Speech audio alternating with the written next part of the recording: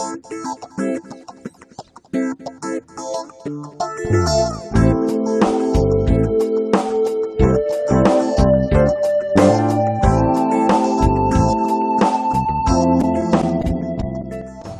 to LionsOf35L.com website tutorial. In this tutorial we're going to discuss the district calendar and different ways you can view events on the calendar. So we have our district website pulled up. If you're not familiar with how to get to the district website, please view the general website information tutorial first. Now that we're here, let's go to the district calendar. It's under District Info on the top menu bar, and here is our district calendar. It shows up here what month you're currently looking at in the center.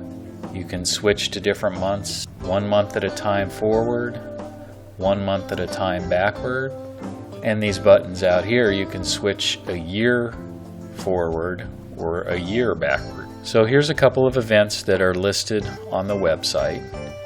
And if we click on one of them, it will give us more information about that event if more information was put in. So let's go back to the calendar and we'll try another one. So you can see on this event more information was given, the dates as well as where the event is being held. And because they have provided an address, it will pull up a map of where that location is at. By clicking the little magnifying glass that shows up here down at the bottom, you can pull up a full-size Google map, and from there you can choose to get directions and type in your starting point to get directions to that location. So let's go back to the calendar again. As this calendar fills up with more information, it may become difficult to read, so you may want to get it to only show you certain categories, and those categories are listed up here. And if we hover our mouse over the categories, you can see the different categories, and there will be more categories that show up for the different zones once those zones have added information to the calendar. But if we only wanted to view Zone 10 events, click on that, and now we just see Zone 10 events. If we wanted to see Zone 10 events and also multiple district events, you can see now when I hover over it, both of those are selected, so it will show both of them. So you can have a number of different ones selected, and if any of those categories have an event, it will show up on the calendar.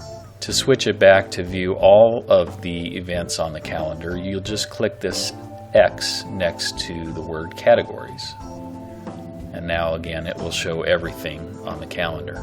There is also an option to switch it from month view to one of these other views. I would suggest only choosing between month view and agenda view. Agenda view is nice because it will list all of the events in the order that they're coming up and will list the date. Categories also works with agenda view. So for example, if you only want to view international events that are coming up, and now it'll only list international events. And again, to get it to list all the events, you would just click the X next to categories. So there are a few other options that you can use with this calendar, and I encourage you to check them out when you get a chance and just click around to better understand how the calendar works.